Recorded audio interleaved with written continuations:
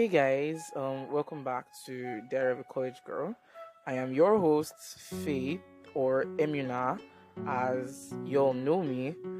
I just wanted to come on here and give updates about things that have been going on in my life, things that have been going on in school, like just basically happenings in my surroundings and in my own personal life.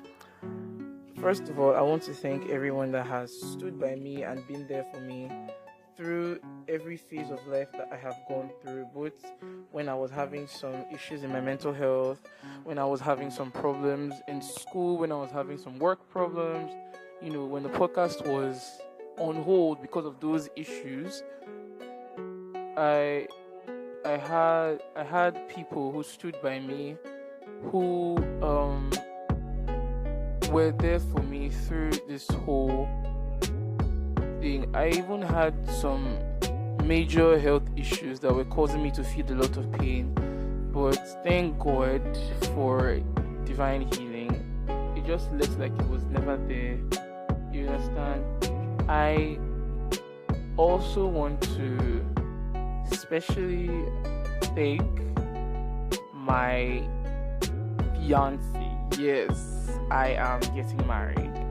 I want to thank my fiance Theodore for always being there.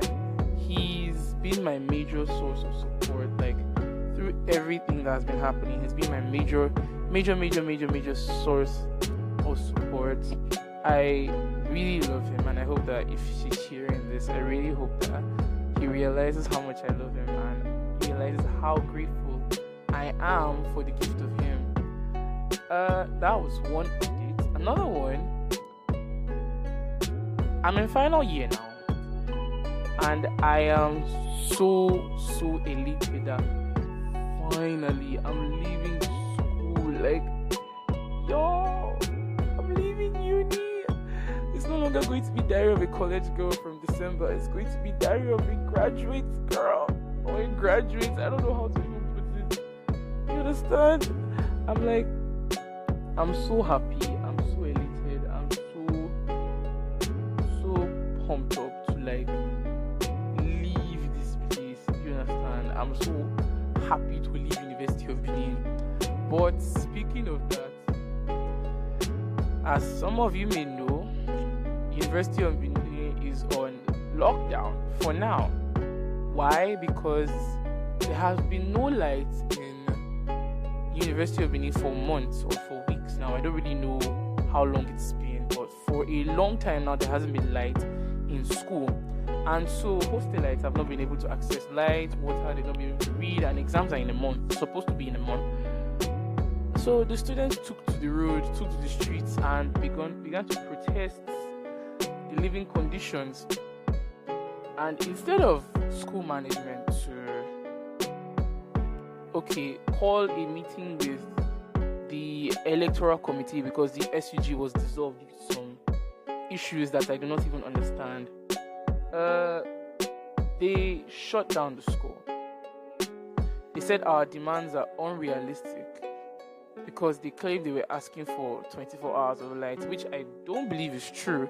But at the same time, they said those demands are unrealistic, and to me, it just doesn't make any sense. Like, just give them lights.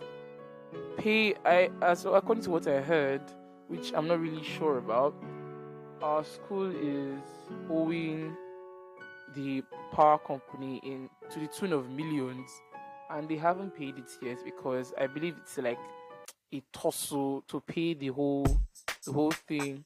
So that now has led to a halt in all academic activities. Like, everything is suspended. People are traveling back to their parents' houses, to different states where they came from, because there's no light, there's no nothing, and then school decides to shut down. Like, why?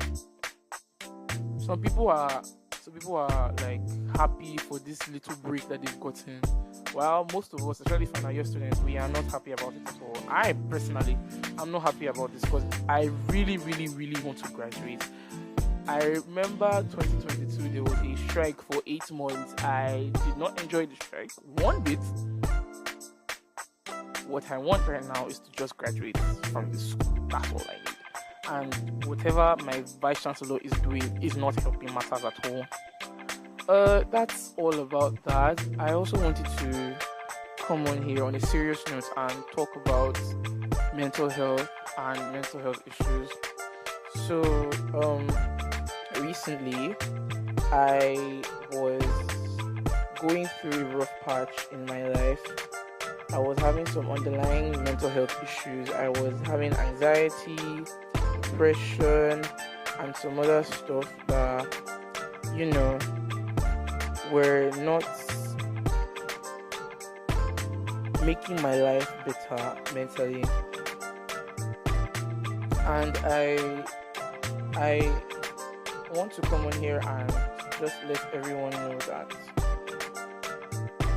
you are seen, you are loved. There is someone out there that truly cares for you, that truly loves you. Sure, that person may not be in your life right now, but all you have to do is wait and pray for that person to find their way to you, or for you to find your way to that person. Like I said, shout out to my friends that were there for me through this whole thing. From my fiance to my two best friends, Zora and Jeffrey, my cousins, my family members. I had a good support system. That's all you need to do. Find a good support system and know that there are people around you that care about you, that want nothing but your happiness. Sure, the world is full of haters, yes. And yeah, people hate, but people also love. You understand what I'm saying? It's a balance that you need to find. You need to find people that love you. You need to find people who care about you. You need to filter your friend circle at this point in time. If there are people around you that are only there when times are good, please, for the love of God, throw them far, far away, because they do not deserve to be in your life one bit. Keep the people that are there for you when the going is rough, or when the going is tough. Keep the people that will do anything and everything to see you happy. And I just pray that everyone that I know who is facing a mental issue will come out of it, and come out of it stronger. In Jesus' name, amen. Now, there's also another thing I want to talk about. It's about managing stress as a college student. Now, this is mostly for my final year people, FYBs. There's a lot of work on us. Yeah, projects, people that have not done their seminar, the partners that do seminar, undergraduate seminar, my projects, FYB week, expenses choke, work choke, everything choke, lectures, assignments everywhere, left and right. Some lecturers will even still set classes for as early as 8 o'clock in the morning. Like, how far? I know they sleep, you understand? But I want to talk about managing the stress of final year. My dad told me something. He said, now that you're in final year, this is the point in your life where you have a ton of work to do, not only academically but mentally as well. You have to prepare yourself for life after school. And God knows I have tried everything I possibly can to prepare myself for life after school, and I'm doing my best. To prepare. It's not going to be as easy, but if you have plans in place that you intend on achieving, then there's nothing that will stop you from achieving those plans. That's just the truth. If you truly put your mind to the plans that you have for yourself after school, there is nothing that will stop you from achieving such plans. To counter the stress, get enough rest. Yes, it is possible to get enough sleep as a final year student. You need to balance your school life with your personal life. For people that are involved in politics, like now, people that are going for SUG presidents or departmental presidency, departmental parliament, all those things, you understand? You need to find a way to balance everything together. Time management is key. You need to find the time. You need to create time for the important things. Have a scale of preference. Once you have your priorities set, then you'll be fine. Everything will be fine. What else is there to talk about? Sorry, don't mind me. This episode is really, really unscripted. Yes, expenses. Expenses choke. Life, this country is hard. Yes, everything is expensive to the T.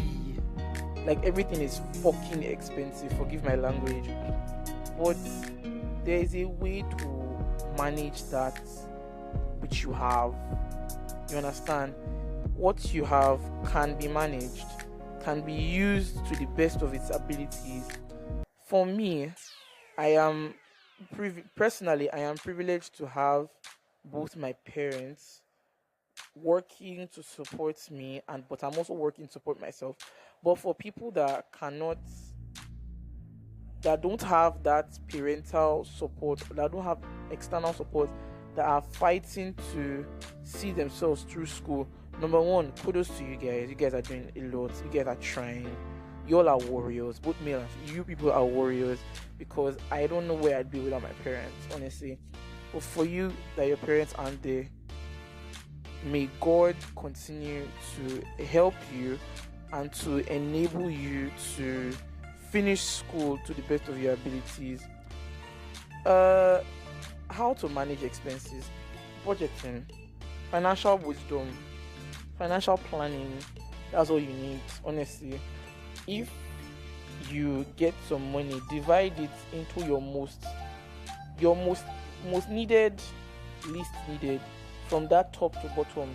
Needs and wants are something that are things we should have learned from a young age. Scale of preference, business studies, secondary school, scale of preference, putting your finances into the things that truly matter.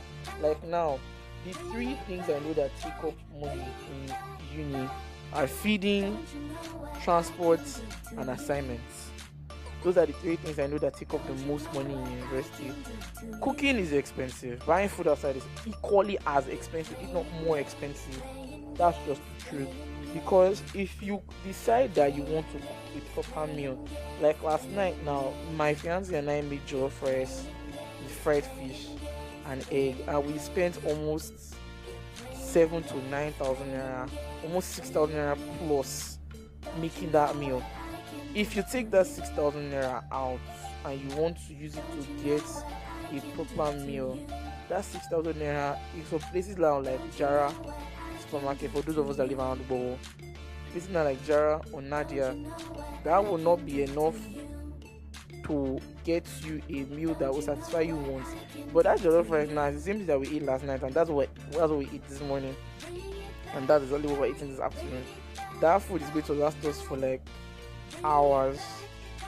But if you take that 6,000 naira now to eat out, you will not be able to get that same amount of food that we made for 6,000 naira with our own money, like we made with our own hands. And yes, cooking is a very essential skill everybody should have. It's not just for women, men too. Please try the entire kitchen. It is a flex as a man if you know how to cook. There is no way your woman will not stay with you if you don't know how to cook. That's just the truth. If you know how to cook, it's a big flex, both as a man and as a woman. But as a man, everybody's like, oh wow, this is a properly trained child. This is a person that knows what life is worth and how things are supposed to be. That's that about that. Also, another thing I wanted to talk about is the current cholera outbreak in the country. According to what I heard now, some states in Nigeria are experiencing an outbreak of cholera. Cholera is an epidemic that I never thought I'd see in this country again, because I thought we were going to develop properly as a country, but I guess I was very, very wrong. Cholera is like what people in underdeveloped countries should be experiencing, not in a place like Lagos, Nigeria. Yes, Lagos is very, very, very overcrowded, which is one thing I've always talked about time and again, that I would not want to stay in Lagos for the rest of my life, because one, it's too overcrowded, two, it's too busy for the kind of life I want to live after school. Lagos is too busy. Yes, it's the cheapest place to stay in Nigeria. It's the place that has the most tourist attractions. Let's put it like that. It's the most hustling and bustling place in the country, but at the same time, it is too crowded, too congested, and it's just dirty at some time. The roads, some of them are bad.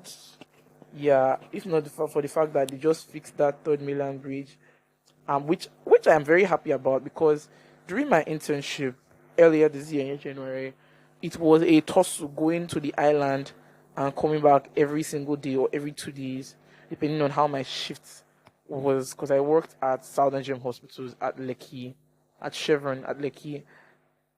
It was hard going coming back. I remember there was one time I got back home at almost midnight because of the repairs that were going on Third Mainland Bridge. It was like my dad was so worried. He had to wait at the gate of our estate for almost 2 hours waiting for me to come home. I remember I spent almost 4 hours at Osborne Road. Like, we are not even reached the end of Osborne Road. We are not even reached Adeniji. We're still on Osborne. It was a jam. It was a traffic jam that day, and it was not just funny. As I was saying, the cholera outbreak is something that is very, very preventable. Just avoid eating from places that are unsanitary. Two, avoid drinking water from places that are unsanitary. Three, if you are drinking tap water, please and please boil your water before you drink it. Boiling helps to kill the germs. For me now, I don't have the strength to be boiling water, so I bought a small water filter and attached it to my tap, to my kitchen tap, so I could be drinking that water, because pure water self don't dey cost 500 naira, I be 300 naira for bag of pure water now is 500 naira. So yes, it is very, very expensive. Drinking tap water seems like the cheapest option and seems like the best option, but also at the same time, it can be the worst option if you don't take proper measures to prevent an outbreak of disease in your home, an outbreak of cholera in your home. Always wash your hands after using the toilet. This is not something that I should be repeating over time. This is something that they've taught us right from childhood, right from our teenage years. We've always learned, always wash your hands with soap and water after using the bathroom. And even the water that you're using should be clean. Don't be using muddy water or something like that.